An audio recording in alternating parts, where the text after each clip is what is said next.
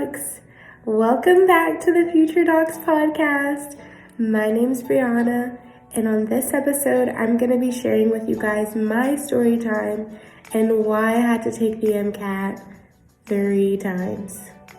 Okay, y'all, so I'm just going to jump straight into it. So, the first time I took the MCAT was in the summer of 2017. And this is when I was a junior in college, and I went to the Southern University A&M College. And as you guys can see, I'm repping my HBCU-ish because that's what we do. But, so yes, it was the summer of 2017. And at this time, I was actually doing a fellowship with Meharry Medical College. And it was their BSMD program. And if you guys know like a little bit more about like fellowships, internships, you know, while you're still in undergrad, a lot of times they'll give you a stipend and let you come on campus and like learn a lot of courses that you would take in medical school. And by the end of the internship, they usually will give you a chance to have either an automatic acceptance into their medical school, or they'll say that we'll give you an interview if you have like the right credentials, you know, if you have the right GPA when you finish college, if you have the right MCAT that we're looking for, blase. So that was what type of program this was.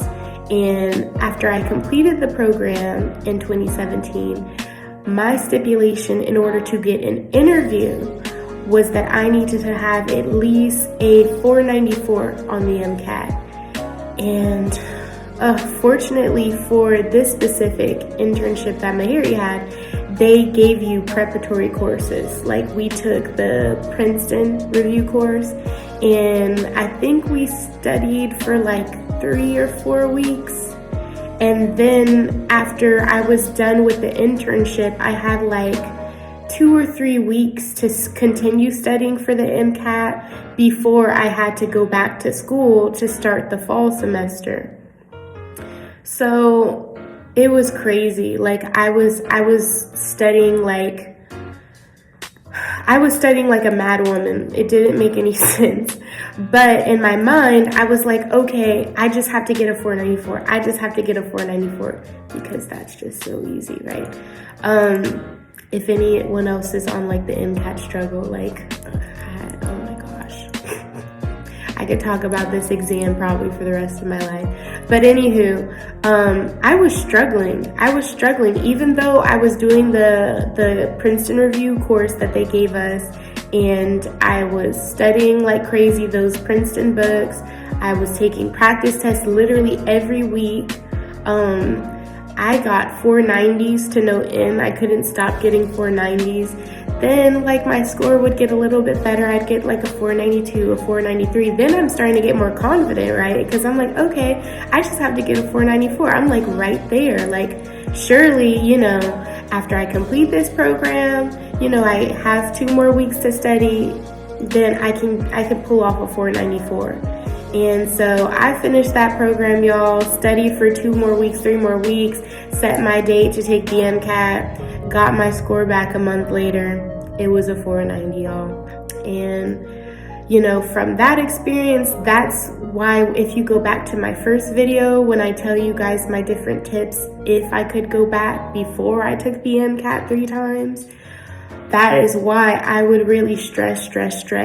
The amount of time that you give yourself to study for the MCAT is so important, because just off of the first time that I took the test alone, I maybe studied for 6 weeks, which now after taking it 3 times, it's like, yeah, that's bananas. You tried to study to take the MCAT in a month and a half. Bruh. Who does that? So, yeah, nonetheless, I would say like I had unrealistic expectations. I so appreciate Meharry Medical College for allowing me to be accepted into their program, to even be a part of the internship to begin with, extended the opportunity that if I would have gotten a 494 that first go round, then hey, I would have been at Meharry Medical College. But it was just too overwhelming and too much pressure for me to realistically be able to perform well on that exam the first go round. So then the second time that I took the MCAT, we're going to skip over a few years. I've graduated college now. I've completed a whole post-bac now. I've gotten some clinical experience and I've actually been in the workforce now, and we're in 2021. So this time I've done a much better job of giving myself more time than I did before. I studied for about 3.5 to 4 months for the exam. I actually took a preparatory course. I did the Kaplan prep course. Another one. That's why if you go to my tips video, that's why I say with preparatory courses, I think, that is a case-by-case basis. See whether or not you think that it would be the right choice for you. But to me, ultimately, I did a whole bunch of self-studying. I came to those lectures where they were pretty much telling me about different topics that I should know, but they weren't teaching. And yeah, I found myself after being in those lectures for 4 hours that could have been time that I was actually watching videos and reading books and learning material. So yeah, anywho, so I had studied for 3.5 to 4 months. I did a Kaplan course. I made a good study schedule for myself. I was watching Khan Academy videos, watching YouTube videos. I made a whole bunch of flashcards, and I also bought the AAMC, their flashcards. I did their practice questions, and of course I used their practice tests. So I did a really good job of preparing to the best of my abilities for that 3.5 to 4 month period.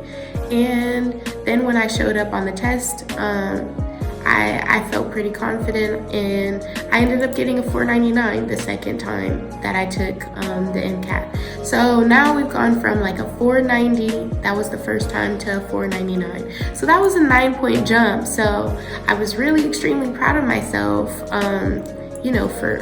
for being able to do that well. And it was like, man, if only I could have gotten that 499 like a few years earlier, but it's okay. I was just so happy to have made such an improvement. And then I applied for medical school that cycle. Unfortunately, didn't get any offers for any interviews or anything like that. But I did better, but pretty much saw that, from my application cycle still not going the way that I wanted to, that I probably was going to have to, unfortunately, take the MCAT again. And last but not least, but took the MCAT the third time. For the third time. The third time.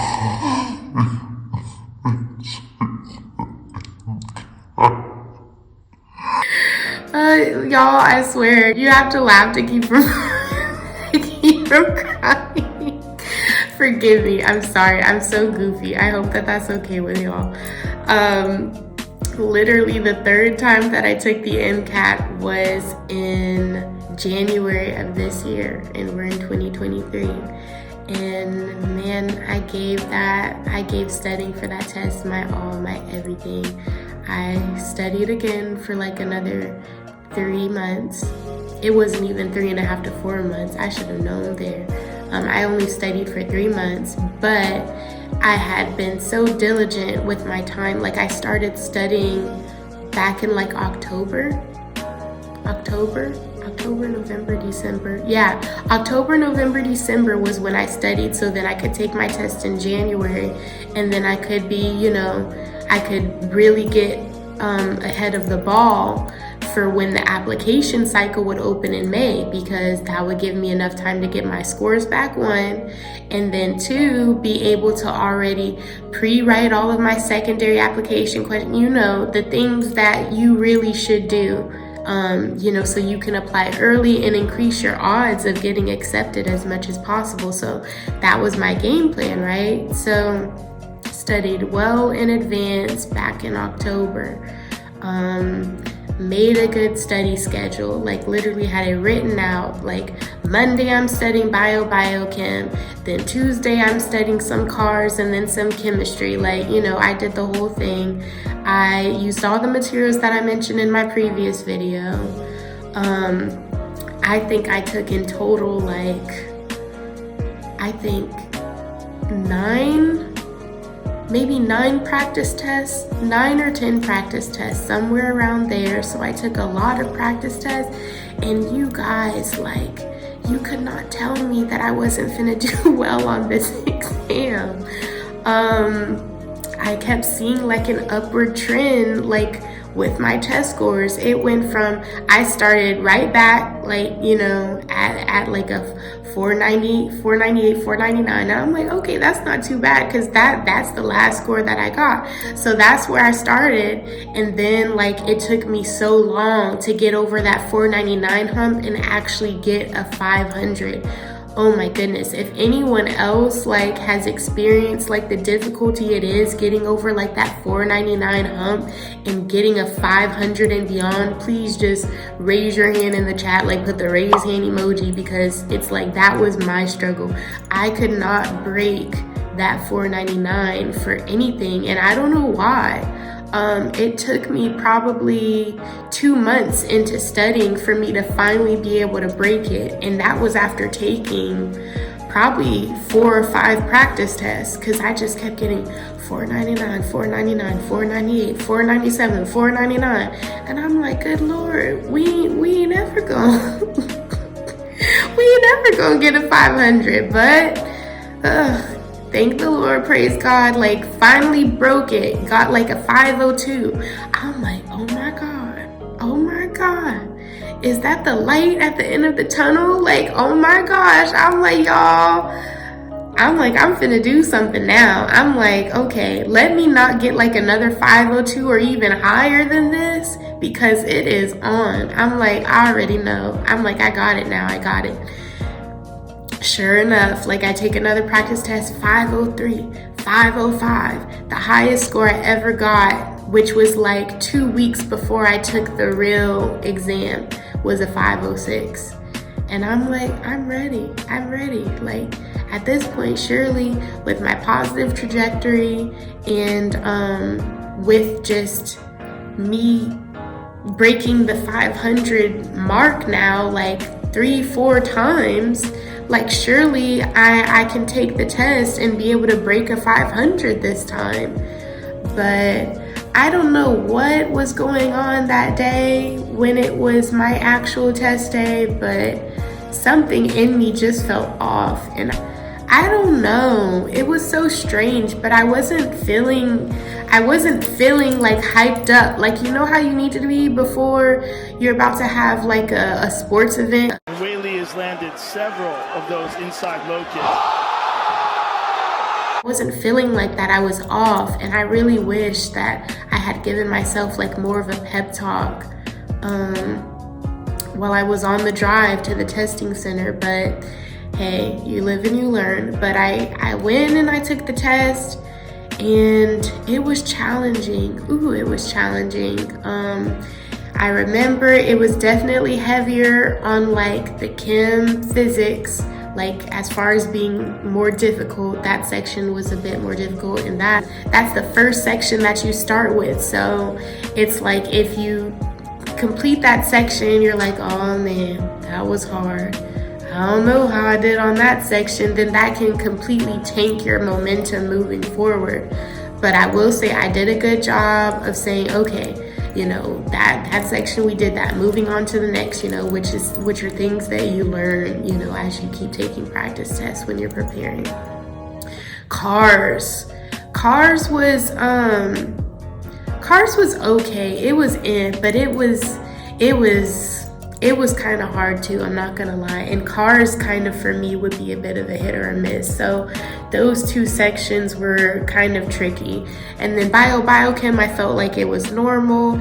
And then psychology, it was challenging. So I'll also say I felt like I got a pretty difficult test. And I think that, you know, everyone, they have their subjective, you know, thoughts about, you know, how hard they thought their test was compared to someone else who took the test the same day. And, you know, all you need to do is go on Student Doctor Network or Reddit and just, you know, see the threads, people complaining and saying, oh, the test was bogus, da da da da da da. And I wouldn't say the test was bogus, but I mean, it was challenging. And man, you know, that's just the MCAT for you. And you never know what kind of test you're gonna get, which also sucks, because I know, like, I had the positive trajectory and I did well on like the practice test that the AAMC that they have provided for us thus far. And some of you guys probably can agree with me that it'd be nice if they could give us some more practice tests that were like 2020 and up, because, you know, I feel like we need some tests that are more current and up to date. But anywho, you gotta work with what you got until they give us a little bit more help, because, you know, the uncontrollables, that's what we don't have control over. But yeah, all I can say is, like, I worked hard. I utilized all my breaks properly. I ate a good lunch. You know, and I didn't give up. I didn't void the test, you know, and I just hoped and I prayed for the best. I'm like, Lord Jesus, I'm like, you already know, Lord. I'm like, the rest is up to you. And got my score back a month later, and it was another 499, you guys. You could not make it up.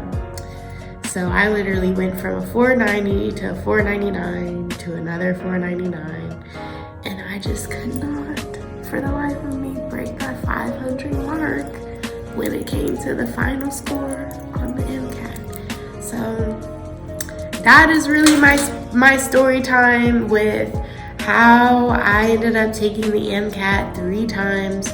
I'm gonna be candid with y'all and tell you, like, yeah, those were the scores that I got. Like, I don't feel like I have anything to hide. You know, I feel like with this channel, I just want to come with you guys as raw and transparent as I possibly can. And I can even tell you guys, like, after the fact, how it made me feel.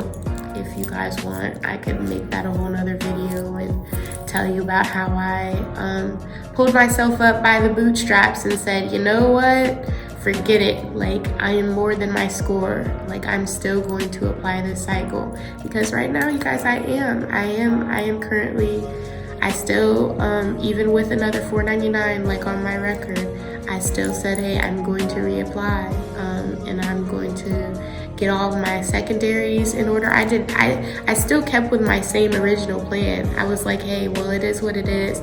I'm sorry, I did not have the mental capacity to, like, try to study for that test some more and retake it again in like another month or 2 months. Like, for y'all who are able to do that, I give it to y'all once again. I don't know how you guys do it, but I just did not have it in me, mentally or spiritually or emotionally, really. But I still stuck to my original plan and said, hey, I'm gonna pre-write all my secondaries.